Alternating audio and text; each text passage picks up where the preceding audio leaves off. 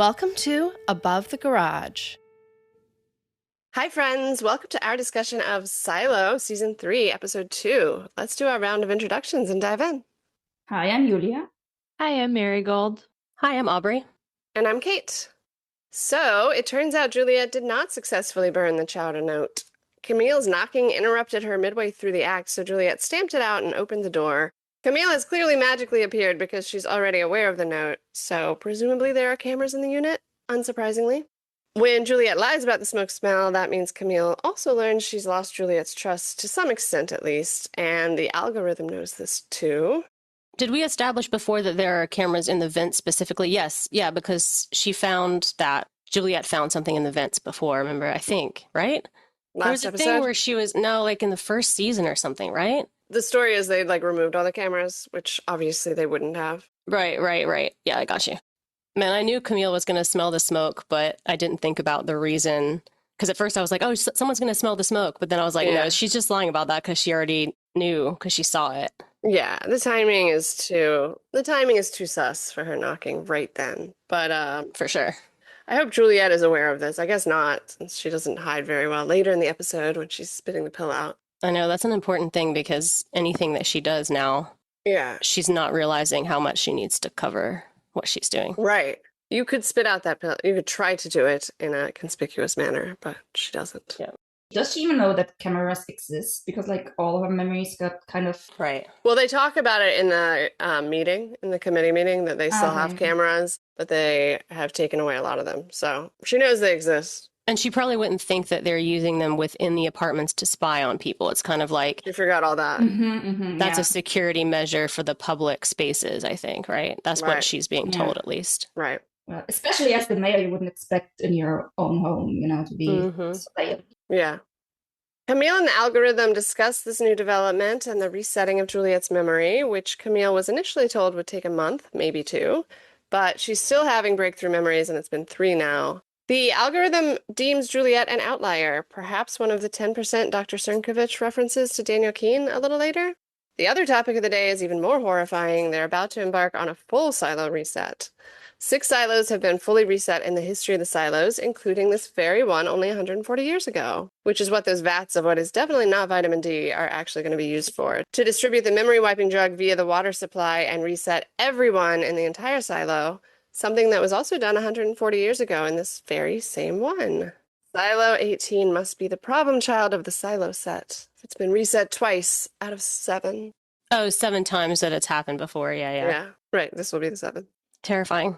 Yeah, because you have to drink water, so it's very smart to use, obviously, but how are they going to get around that, the rebels? I was actually surprised that out of, there's 50 silos, that there's only been 6 resets have had to do. And what by reset, they mean the memory. Right, wipe the whole silo's memory, start over. Yeah, I'm surprised too. That's what I mean. Yeah. This silo having to do it twice out of 7 times is, that's a lot. I guess we still don't know how truthful the algorithm is being either. Obviously just letting people have bits of information. So, I mean, that would be a weird thing to lie about, I guess, but... Yeah. Because we don't really know where that's coming from, where the top level is. Right. Yeah. Did they hint that it was Silo 1 or something, or am I making this up? I think I'm making this up. That is speaking to them, the algorithm, you mean, or what? Yeah, I think I'm making this up. I don't remember anything is the problem. Yeah, same. I'm assuming it's just an AI. Yeah, me too. That runs all the silos. I think last season, Kimberly referred to it as a daddy silo, and now I think of it as a daddy silo. I think this is probably why I've developed this theory of there's some silo 1 where it's all coming from.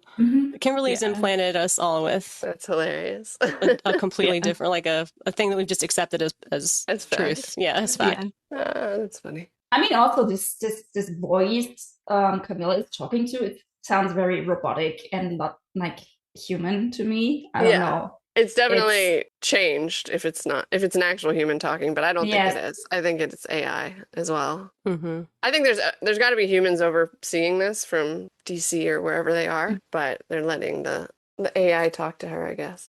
Mm-hmm. This AI voice kind of mentions this, they have 352 years of data, mm-hmm. but we don't even know if that is true. I mean, if everyone can get their memories wiped, what is even true? Like everything could be made up, and they could just be in there for like, I don't know, 70 years, 80 years, and this could all be a big experiment on what would happen to a society if they are kept within certain confinements, like the silos. And maybe they also operate a little differently, like each one, like silo 18 operates like this, silo 17 like this, silo 23 is structured a little bit differently to see how like a society would collapse or whatever. Obviously, we see the outside and it's polluted and poisoned, and I don't say that this has not happened, but maybe it's just a very confined area, like maybe one continent, and the rest of the earth is pretty okay. Like we don't know this. Yeah. I mean, it could even just be Georgia or like the Atlanta area, because it's Atlanta skyline that you see, right? So like Kate was saying, there could be people in DC and it's still fine there. Yeah. So yeah, that's a good theory. I like that. I've been thinking kind of along the same lines. Yeah. Because the way they're mixing on all the stuff in DC feels like it's going to converge and to something. Yeah. Do we think that the surveillance video can actually read what was written on the note? Because if they could, they would probably have people at the marketplace, because they know if it says marketplace at 2, you know what I mean? They would go there before she got there. But it seems like they only go there when they hear that she's there. So I guess maybe it can't read the note, which seems like a flaw in the camera system. Yeah, I'm assuming they can't. Like the camera I didn't see it zoom at all, but I'm not sure, because I'm sure there's certain angles that she could hide it from the camera, but she doesn't know the camera's there. So right. Why do you guys think Camille is motivated to go along with this? Right. I don't know. Power? That's what I would think initially, but I would also think she'd be smart enough at some point to be like, wait, why am I going along with it? I don't know. I think that power seems to be the motivation for Bernard, at least. But I would be hopeful that Camille would be smarter at some point. Yeah. If she really believes it. But yeah, believes what? What is just that they'll all die if they don't go along with this? To be honest, I would be afraid to like cross a AI overlord that says that they would do this reset protocol. Right. Poison everybody in the silo if they don't follow. Right. Yeah. Kill you easily without thinking. Sure. Like you said, there's fear. There's lots of other motivations. Yeah. Over in DC, Daniel Keene is desperately trying to remind Charlotte of their family and past from stories he's telling and pictures he's brought. She tolerates it, but ultimately gets frustrated, as anyone would, because what is she supposed to say? And then she calls him Donald. Lol, as Kimberly would say. I was like, that's not his name. That doesn't feel right. Yeah. Being called Donald might have been a bridge too far, since he leaves to get coffee out of a malfunctioning machine after that, and doesn't find much of an escape. Instead, he finds the doctor that purposefully wiped her memory dozing on the couch. Proud of what he's done. Bold. I mean, yeah, like, well, we'll get into it in the next scene. After a brief interlude for the intro credits, Dr. Stankovic explains. The thing is, this explanation would infuriate me, and that's such an understatement. And it doesn't, Daniel. The doctor tells Daniel that he's wiped his sister's memory, and after some time, they will choose which memories to put back in her head and what memories to leave behind. What the actual fuck? Yeah, but literally, why is Daniel, like, not freaking out about this? Yeah, and he doesn't even really explain why this was necessary in the first place. Right. Like, at no point does the doctor explain how wiping her memory helps her. Like, what were the drastic consequences she was going to experience if they didn't?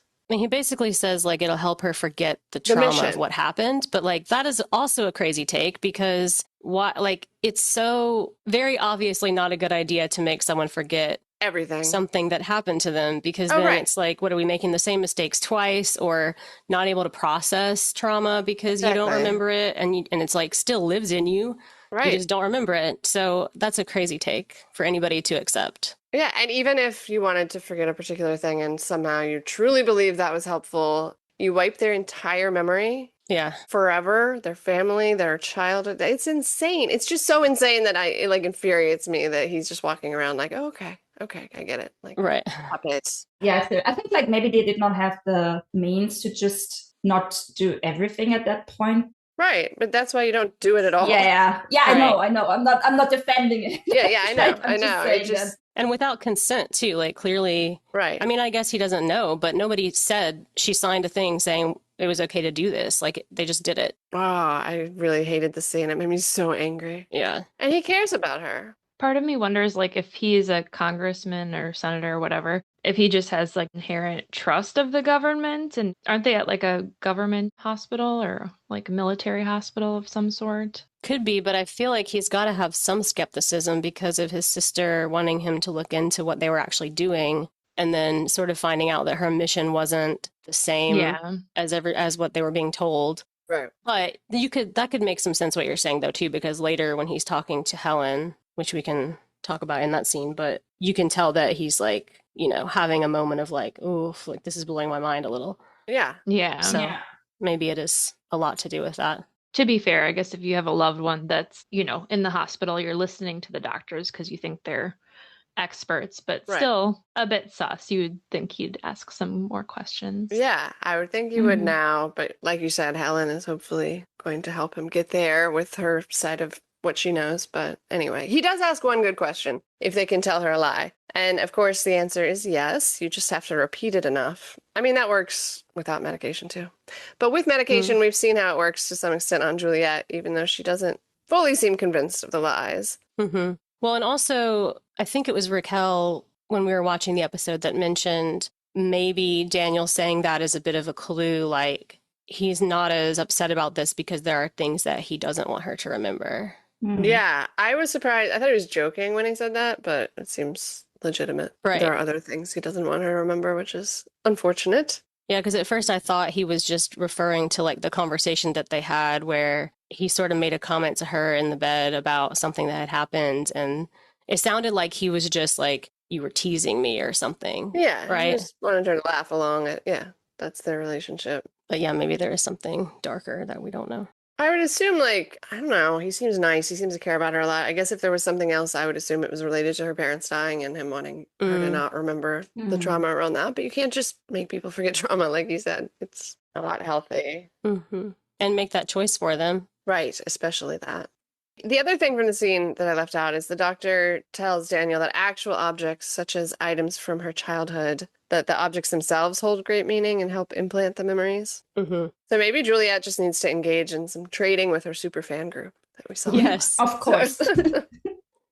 I mean, we already see when she's having the snippets of, the messages and she recognizes the certain handwriting or something. Right, yeah. Flashes come back to her. And the helmet later in the episode. So hopefully Martha giving her the multi-tool will do that also. Yeah. I wonder if Martha kind of suspects that would help. Seems like it, yeah. Yeah.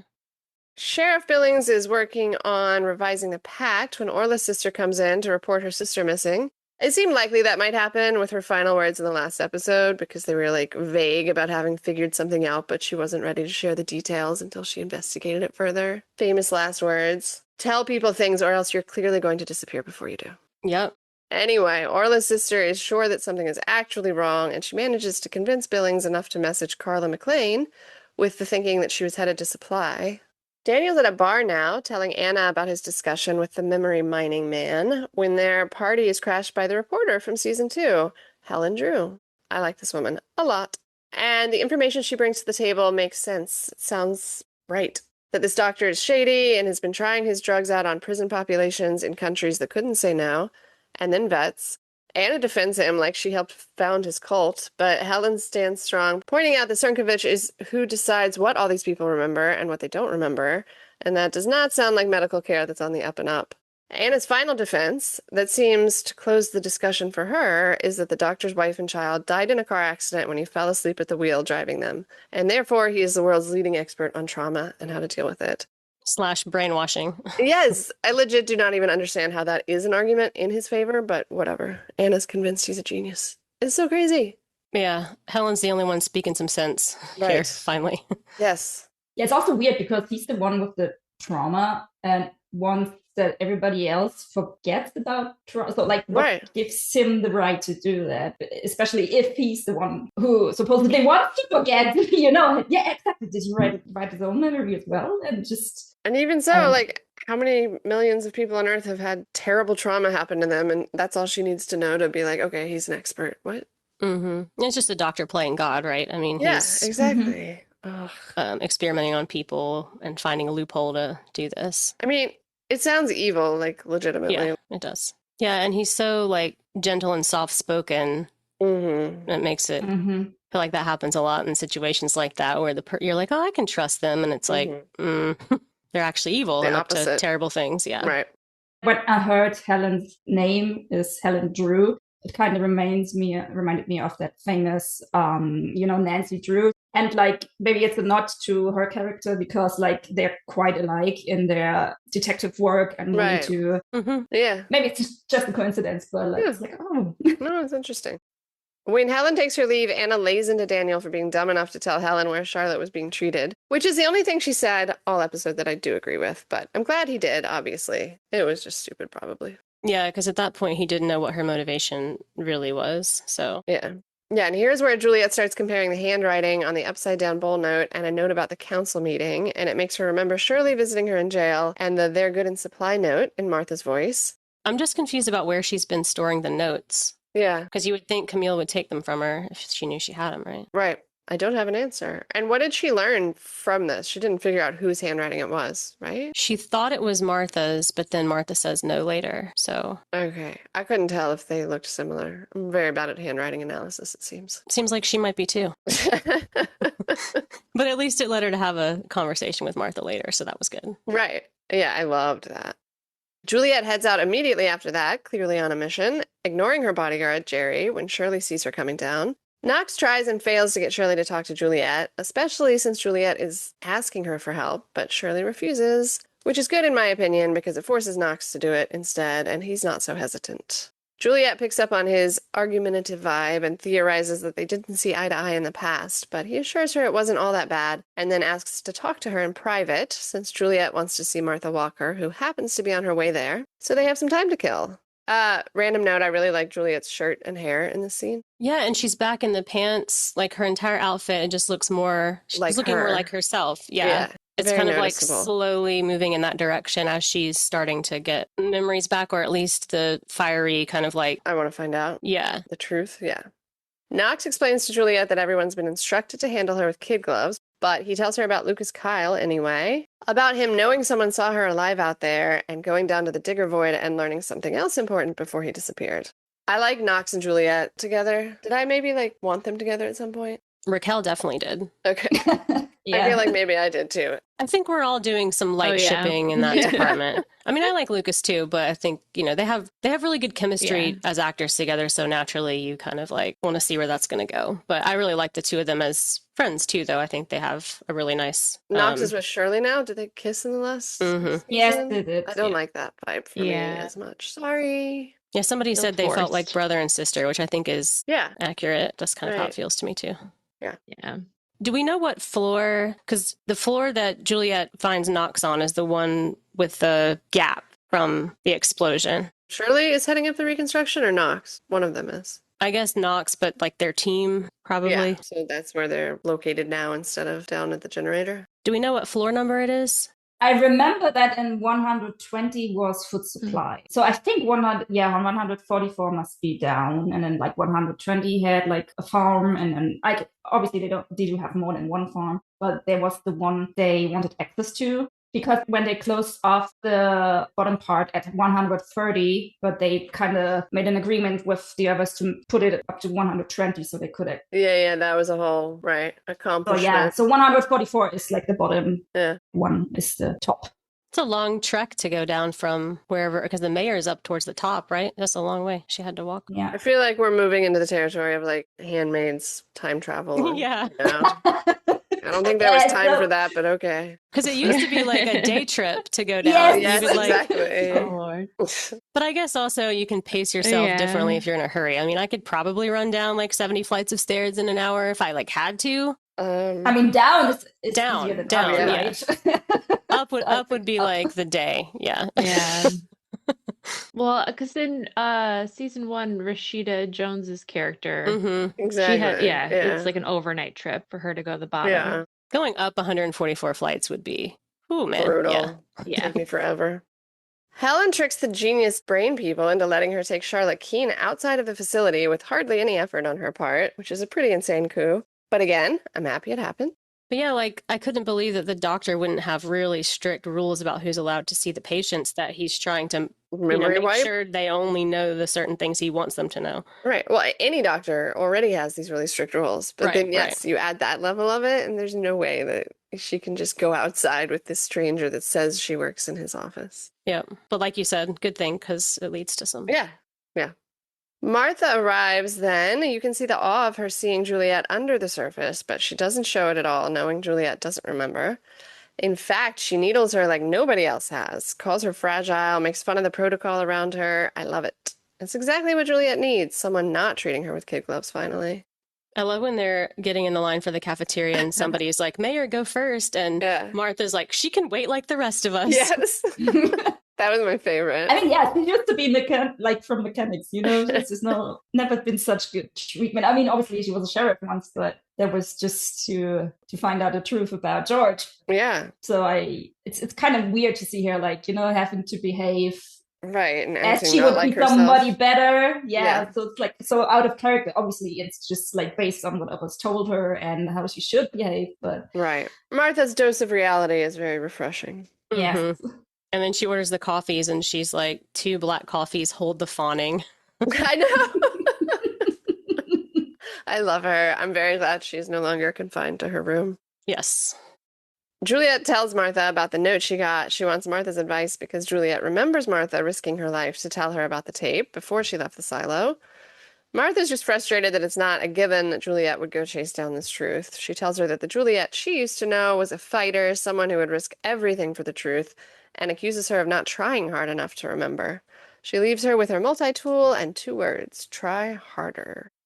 That communication seemed to maybe fit in with what the doctor was saying about, like, in between the memories is like the person's soul. Yeah, good point. And I feel like Martha is sort of reminding her of who she is, like, at her core. It's not about, like, a specific memory that you need to know. It's, like, what your entire personality was before and leading her back to herself, kind of. Yeah, because, like, Juliet is also this woman who is always stubborn and persistent and would not give up. So, especially for Martha, it's weird that she just accepts that what everybody else is telling her, and she would obviously try to remember her of who she used to be, which is this persistent, capable, badass woman.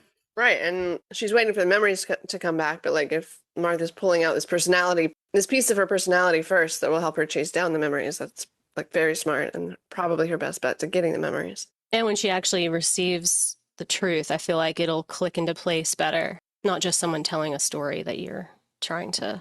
I think that Rebecca Ferguson has done a really good job of accepting it on the surface to Camille, but you can see, like, in her face that she's not actually comfortable with. Mm-hmm. It must be weird because they try to put new memories in her, but they don't actually jug her memories, kind of, They tell her things, but it will not invoke any reaction ring any bells. Because obviously it never happens. Right. So obviously she won't remember. Obviously she will not have feelings towards it or a reaction even. It's just like somebody's telling a story. I'm supposed to memorize this. Yeah, but it doesn't click. So when she has the flashes, when she's holding objects, or when somebody says a certain line or whatever, it's more helpful because it actually invokes something in her feelings, past memories, and stuff like that. It exists in her brain somewhere. Yep. I really liked the exchange they had too, where between Martha and Juliet, where Martha said something was really annoying that you used to do, and then she says you would question everything and go the opposite direction of what people were telling you. And Juliet's like, yeah, sorry, that sounds annoying. And Martha's like, no, that's not the annoying part. It was that you were right 99% of the time. I really liked that exchange. Yeah, and it was smart for her to say. Because then again, it kind of pushes her to trust her gut instead of what people are telling her. In a very similar storyline, Charlotte tells Helen she doesn't remember her as she wheels her out to a bench to chat. Helen's honest with her from the get-go, tells her that she's a reporter that Charlotte met with a couple times. But when Helen broaches the topic of the mission, Charlotte starts trembling. She remembers being in a car with Helen in a rainstorm, Helen scribbling notes the same way she is now. Yeah, I guess that's what Helen was talking about later with Daniel when she says they met in secret. So that's probably Charlotte remembering that meeting that they had when Charlotte, I think it sounded like Charlotte reached out to Helen. Yeah. Why did it agitate her so much remembering that meeting, I wonder? I don't know. I mean, it's just like maybe also very painful because we don't know the side effects of this drug they're giving her. And also, like the doctor said, I think that it takes time and it should be done slowly to bring back certain memories, So if she's like thrown in it, it gives her a headache or like, nausea or whatever. Yeah, I don't know. I expected it to be a memory of the mission that would cause her to have that reaction and not meeting with Helen, but maybe the meeting with Helen is also, in a way, traumatic because it was her trying to find the truth of what was going on. Her doubting her orders. Right. Yeah. Yeah. Well, it's an act of betrayal because, like, she's sworn to the military and to the US. So when she goes behind their back and involves a journalist, I mean, this was pretty severe betrayal. Yeah, it's a big deal for sure. And very dangerous, I think, like. The consequences could be dangerous. And we still don't know if anybody knew about their connection, like Helen and Charlotte. So, because there's also this man, right, standing there watching them from inside the building. And it's not the doctor. Like, did we see him before? Who was that man? I didn't recognize him. Yeah, he was like standing up on the balcony looking out into the yard. Yes. So maybe he's like overseeing this whole process. Maybe he's with the military or the government or who knows. So, and he wants to make sure that Charlotte stays supervised and under those drugs and is given the right treatment in the sense of that she won't remember the things she shouldn't remember. It's a couple minutes before the 2:00 deadline to meet in the marketplace, and Juliet's made it to the marketplace, but her bodyguard Jerry is not letting her out of his sight. He seems very nice, but he's understandably terrified of Camille if he loses Juliet. So Juliet uses her celebrity status to gain the attention of the crowd and then screams at him that he's touched her inappropriately, and then the enraged mob takes it from there. They divide Jerry from Juliet, and Juliet is quickly approached by someone in raider gear asking her to follow. It was a very quick thinking diversion that she did there. Yeah, I do feel bad. I feel bad later. Yes. Yeah. In the moment, I was like, oh, that was badass. She like got out of there. But then I was like, yeah, but the consequences for this poor guy that like, what he says later. So yeah. Back in DC, the doctor is trying to calm Charlotte when Daniel gets back, and then he takes Daniel to see the agitator, and Daniel gives Helen a good look of disappointment when he gets there and sees who it is. And now we get to meet some outsiders. It's Patrick Kennedy, Danny, and Sandy. Everyone giving the lowlights of their relations with Juliet. Wait, aren't Danny and Sandy the names of the people in Greece? Just occurred to me. What? Yeah. Oh, yeah. Yes. I was like thinking in the actual country. I'm sitting here thinking, do you have friends in Greece right now traveling? Oh, no. The old movie. And also, this is entirely irrelevant. I don't think it's related to the plot. No, that's right, though. I think that's right. That is kind of funny. Reading them together just made me think of that. I was happy that they restated who they are because I was like, I recognize them, but it's helpful. I couldn't quite put the puzzle together. So, yeah. Very helpful. Everyone is giving the lowlights of their relations with Juliet. Fun walk down memory lane. Instead of sharing the truth with her, they want to know why she's lying to everyone about the outside being unsafe. They challenge her version of events. Is it actually a memory or what you've been told or even shown by Camille? Thank God Kennedy knows about the drugs. Somebody knows about the drugs. Yay. He dumps it down for her. Have you been asked to take a bunch of pills? And now you don't remember anything? Pretty obvious what's going on here. They go to get the stolen helmet to further convince her, and we see why they stole the helmet. The helmet she was wearing when she came back was not the same helmet as the video they're showing her. Smart.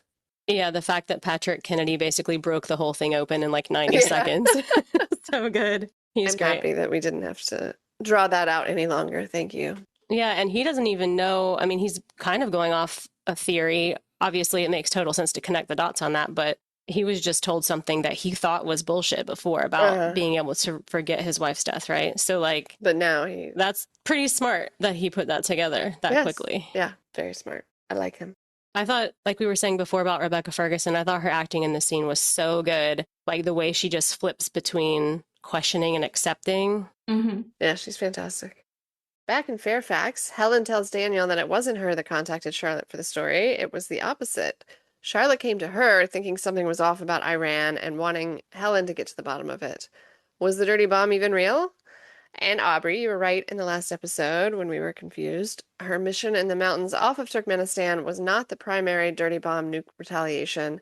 Her plane was loaded with bunker busters, and they retrofit the planes with old technology.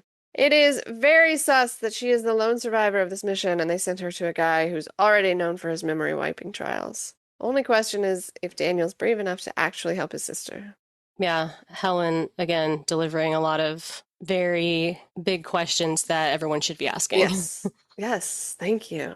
Daniel's annoying me. I want to like Daniel because he and his sister were very cute in the last episode, but he's got to do better. Yeah, I really liked this scene between them. It felt very X-Files-y to me, just, talking conspiracy theories. Yeah. What if you don't really know the truth, and like the music and everything? It was good.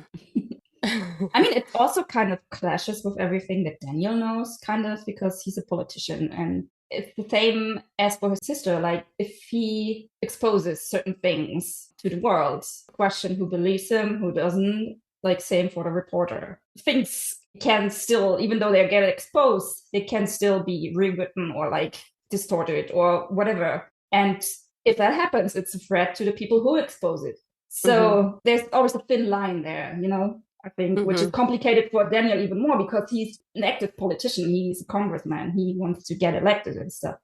And, well, if he has a sister who's like basically working against what he's doing, I'm not saying that he's a bad guy or he's shady or, that he doesn't want to work for the people in America, but it's a threat to what he wants to achieve. Yeah, and it's a big, like, worldview shift for him to accept all of this. So he seems to have some underlying cynicism, though. I felt that since they introduced his character, so maybe we can tap into that.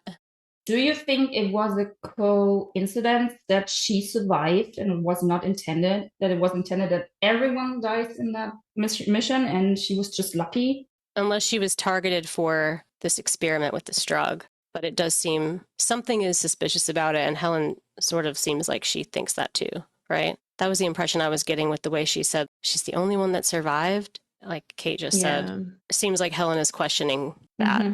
I mean, just from what we saw last episode, it seems pretty unlikely that she would have been able to survive on her own without some sort of intervention to save her. So I think there is a maybe grand plan, but I don't know. The fact that we don't actually see the full crash or any kind of a rescue seems like they're saving that to show us later because she doesn't remember it. Yeah. So they maybe want to use her as the lone survivor to write a story about the incident or whatever was going on that everyone will believe because she was directly involved in it. Right. Even though nobody actually knows that her memory was wiped and she got new memories or like some of the were just basically erased, but like the public would believe what she said because she was involved. If everybody's dead, then you can conspiracize forever. Yeah. Why does the chick who says she's a Juliet superfan help the people after Juliet if Juliet went away willingly? That's not cool. Anyway, though, she does. She promises to lead Camille and Billings to the storage room Juliet disappeared into in exchange for Juliet speaking to her after she's found. I guess her fangirling is a rung above her desire to actually help. Although, as we've seen, the people don't seem to be questioning this very much or questioning Camille. Right. Yeah. I mean, you could think she was taken under duress, I guess, maybe. Oh, that Juliet was? Yeah, true. Yeah. Seeing the helmet she wore brings back some solid flashes of memory for Juliet. We don't see Solo's face, but she at least seems to remember that there was another person in another silo she was working with. Sandy adds more support to this theory. Sandy is 100% sure after working with Juliet that the sign she waved in the cleaning window when she returned was not written in Juliet's handwriting, so someone else must have written it. In the last couple of minutes before Camille finds them, they tell Juliet they're looking everywhere for Lucas Kyle. They're all trying to figure out why Bernard brought him back from the mines after he sent him there, and obviously what else Kyle found out in the Digger Void. Do we remember who actually did write the sign? I just remember her being in a rush to get back to her silo, so I assumed maybe Solo or one of the kids wrote it, so she delegated it, suit up. Yeah, I would guess it was the kids because Solo was busy going into the water and getting him the suit or testing the suit to make sure it worked, which was very brave because he was like scared of the water. The outsiders shove Juliet through the door and then lock it and make their escape from inside the room through a wall that opens into a tunnel of demolished walls that the authorities easily discover. Presumably the outsiders know they would get discovered and won't use them again. Juliet is not very kind to the girl who kicks off the meet and greet by calling herself Juliet. Apparently, there's a whole fan club of people who call themselves Juliet in tribute to Juliet, which is indeed weird. I was glad real Juliet did not settle for that and asked a question that she used on Hope last season as well. What did your mom call you? Evelyn is the answer, and Evelyn has Juliet's mysterious lines tattooed on her arm, so Juliet condescendingly congratulates her on having a bunch of meaningless tattoos on her arm, since Juliet herself doesn't remember what they mean. Evelyn disagrees, though, that the lines, whatever they originally meant, are now meaningful to her fan club because they symbolize Juliet and the fact that she came back to save the silo. Don't meet your heroes, people. Especially if they have no memories. Yes, right. Who they used to be. Yeah. And maybe don't lead with, I got your exact same tattoo when we call ourselves Juliet. Yes. It's not creepy at all. I mean, just normal fan behavior, right? Yeah. What's your name? My name is Juliet. Too much. I really love at the beginning of this when Camille introduces the fact that, like, okay, you got to do one more thing. You got to meet this fan. And Juliet's reaction is just like, oh, man. And then she just says, I think Camille is like, are you good? Are we going to do this? Are you ready? And she's just like, yep. Yeah. She just does that kind of like terse, yep, I'm good Right. thing really well. Clearly like, not good, but yes. It's a character trait of hers that I like really, really like. She just muscles down into it. She's like, yep, we're going to do it. Yeah. Fine. So there's a little bit of her true character coming out. Yeah, for sure. Because like last episode, she's just really uncomfortable going through this stuff, but without the attitude. And now the attitude is back and I like it. Mm-hmm. Next up, a well-deserved lecture from Jerry. The particular way she went about getting away from him was extremely upsetting to him because he would never do that to a woman. But he surprises her by ending the lecture by agreeing that it feels like they're treating her like a prisoner, so in the future, they can work together to get her some space. Jerry will risk his relationship with Camille to help his mayor. I liked him in the scene a lot. Yeah, I love that she has, hopefully, an ally in him. Yeah. He seems to be truthful about wanting to help her. Yeah, very useful ally. And she seemed legitimately like, yeah, you're right, I shouldn't have done that. Right, which I appreciate. Yes. I was excited to learn the injured outsider is Billings' wife, Kat, because I also like Kat a lot. Billings is lecturing her now, but he's been aware of her activities and been looking the other way as much as he can. Until now, they're looking for somebody with an injured wrist as she tapes her wrist up. Kat's still being motivated by that ripped-out page he brought home to her last season. Paul maintains he's feeling disaffected too, but she's acting too dangerously. She's going to get caught, and she has to dial it down. He has to leave then to look for Orla Kent, who is apparently not in supply either. Very good moment from Kat when Billings says the thing about putting his foot down, and she's like, put your foot down? Yeah. Like, what? It's like, yeah, man, that was not a cool thing to say at all. No. I will say it was nice to see her because last season or season 1, she was so resistant to Billings digging around. So it's nice to see her working on the quote unquote resistance side. Yeah, I love that. Full 180. Yeah. I think like it very much started when she led the doctor down to the, when they had the barricade and she had the baby strapped to her and with the doctor, I mean, Juliet's father. Right. Like making up this lie, when they tried to save Patrick Kennedy. Right. Who was shot or something. And she's making up this, like, the doctor needs to go down there. There's a woman who's pregnant. Yeah. Like, this is like when she stepped up and she never stepped back. And I really very much like that. Yeah, me too. It's a strange rhythm a little bit to me that now the resistance is clinging on to something that used to be, you've been lied to about the outside being poisoned. Actually, it's beautiful and green. But actually, that's the lie. Right. Like the display is a lie. So now... But they're clinging to a lie. Yes, they're clinging to a lie in a way that's like, you want to root for the rebels, but they don't have enough information to be going for the right rebellion. Yeah. Yeah. Yeah, it is interesting. But do you think that they all still believe it's beautiful outside? Because if they are to trust Juliet, that it's not safe. Yeah, that's a weird thing because... Obviously, her going out and surviving and coming back makes it seem like there's something good out there. Yeah. But then she came back, and I don't remember if she told... Because then they just showed the message. That's all they have to go on. It's her message that said, don't come outside. It's not safe. Yeah, but they're making up this whole story that she, I don't know, magically survived getting over that hill. And then behind that hill was this safety hut she kind of survived in for a bit of a time, and for some reason survived longer than everybody else who just died right in front of that tree. But she still was not disillusioned about the fact that it's still unsafe and that she nearly died. That's why she wrote that note. Right, but they just can't trust anything she said after she's come back. Like the only thing they can trust is what she said in that window, because he now knows about the memory wiping drug, right? Yes. And like they suspect they're replanting memories. So, but they don't seem to trust the note, obviously. So it's weird. They do seem to think that it's safe outside. Yeah. At least some of them do. At least like Kat's group does, right? That's what, because she's still thinking about the page from the book. Yeah. But what did Billings say in this scene? Does he still think that it's blue and beautiful outside, green and beautiful? I don't know that he says that. He just says, like, you think that I like going through this pact that I used to believe in, and, you know, he's unhappy. But I don't know if he says anything about the page itself when she brings it up. Does he? He said that he can't forget about it either. Okay. So there. But I don't know what he believes. Yeah. He's been a little bit subdued this season. Like, I thought he would have more...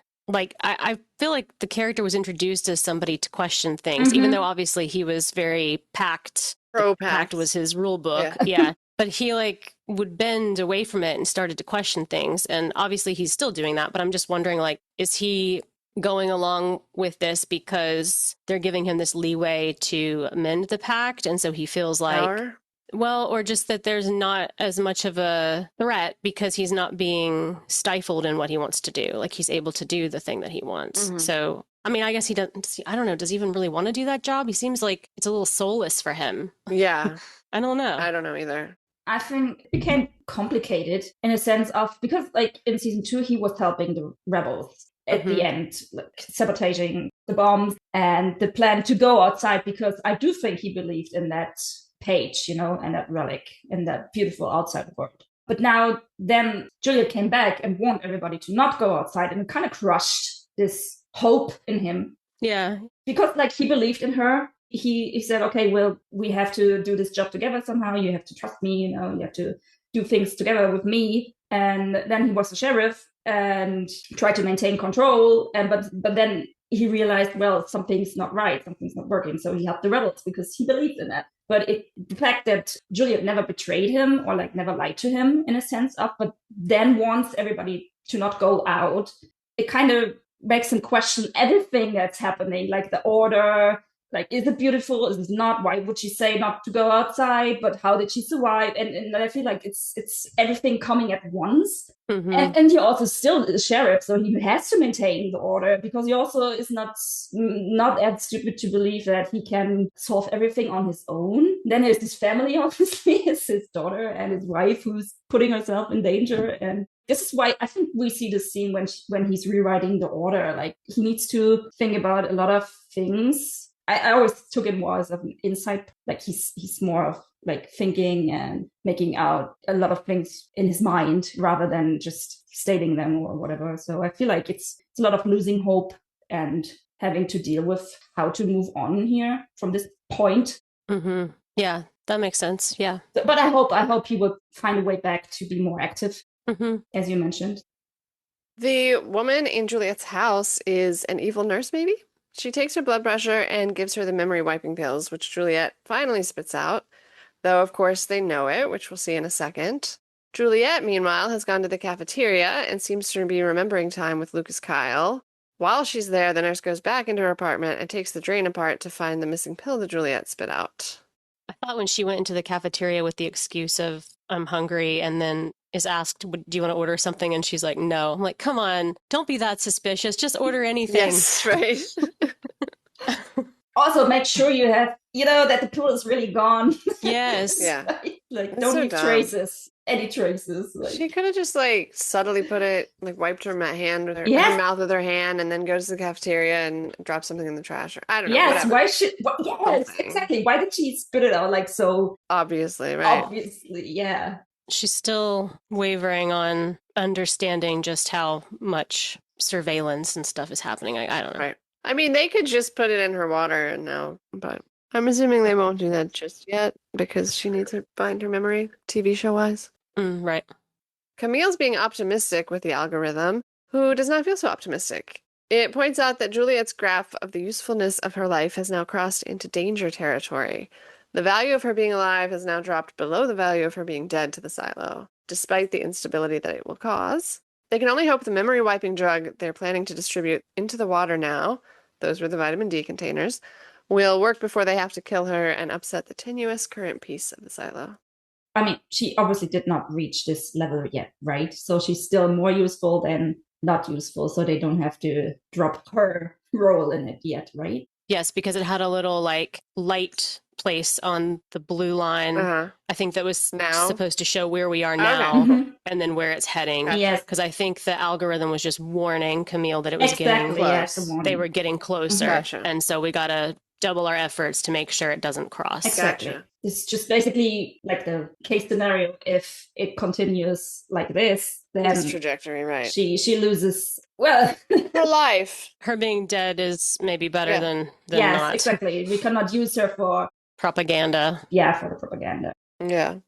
Because they mentioned this memory wiping drug, we see they carry up the stairs. Will they distribute it to every citizen in the silo, or? I think that's what the reset is, right? Yeah. Like they put it in the water supply, everybody forgets, and that's kind of like the fail-safe to prevent rebellion and stop everybody from questioning things. Yeah. But then just like the citizens, or like, so the mayor as well, or they don't have to do that, right? I'm assuming like Camille probably has a separate water source. Right. Yeah. I'm assuming it's for everybody else, but just a few select people at the top that would not. Yeah. So like not Sims, and probably also not Juliet, because she already lost her memory. So yeah. No, I think she's included. So yeah, to ensure one that way or another. Okay. Yeah. And IT. What do you? I mean, is Camille IT now? Camille's head of IT. Now. Yeah, Camille's head of IT. And Sims is still the judge, right? Yeah, I think so. Yeah.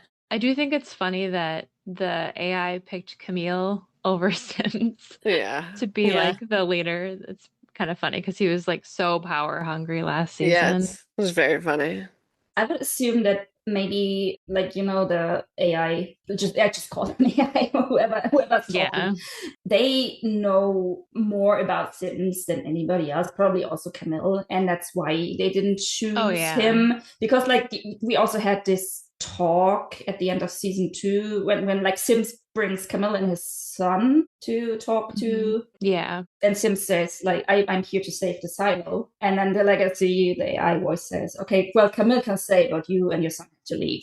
Obviously, they are omnipresent. They know everything that happens and everything about every single person that ever existed in this place, like about his dad and his true reasons probably too. So there must be like more to it than we still know why he chose Camille and not Sims. Why the algorithm chose Camille, Yes. I just assumed she was more capable than him, but who knows? Yeah. Maybe. Well, it's probably done calculations to figure that out, right? Yeah. I feel like Sims has a temper that is not really calculable for the algorithm. Yeah. Because it's like, we see him, like threatening everyone with a gun, and his actions are driven by emotions very much. And personal gain too, right? Like, which is the threat to the whole operation. Like, you need someone who can stay calm, and we see that with Camille in a situation when she was held hostage by Juliet. She stayed calm the whole time, and was like, I'm not going to do this. Even though she was in a hostage situation, she still remained calm and calculated. And this is not something that Sims would be able to do, I think. Yeah. I'm just speculating now, but how do you think this will play out? Like, do you think all of the residents will forget? And then I'm so curious where the story is going to go now at this point, because there will be no rebellion. I feel like the rebellion would need to start quickly in this case, and that seems like a strange thing to do early in the season. Maybe not. Maybe time will move slowly. We'll spend a lot of time in certain days, because they can't wipe all their memories instantly. That's true. And just like for the TV show purpose, they can't wipe all their memories. So I think the algorithm said something like it took 1 to 2 months to reset. Okay. I was sort of thinking that meant that's how long you'd have to be exposed to the drug for it to really cause everybody to be docile, I guess. Or yeah. I mean, also imagine if you like drink water once and then like everything's gone and you walk down the stairs and wonder, why is there this big ass hole there? Why is somebody constructing this stuff? It does seem like it would be noticeable in the process of the 2 months. Yeah. Yeah, exactly. You forgot that, It's I like, forgot this. There's something going on. yes, exactly. I think the same. How powerful are the drugs? Because so Juliet couldn't remember Knox or Shirley, and they've been a part of her life for a very long time. So I'm like, they just forget who they are and their Right. identities. I don't know. I mean, didn't Sims mention I can make you forget the past 22 years? There was the offer to Kennedy. Yeah. 22 years seems to be like, I don't know if it's an important number, maybe it's a dosage or, you know. Right. I think that was the year when his wife died. So I think it's just like, yeah, maybe the more they're exposed to it, the further back it takes memories away.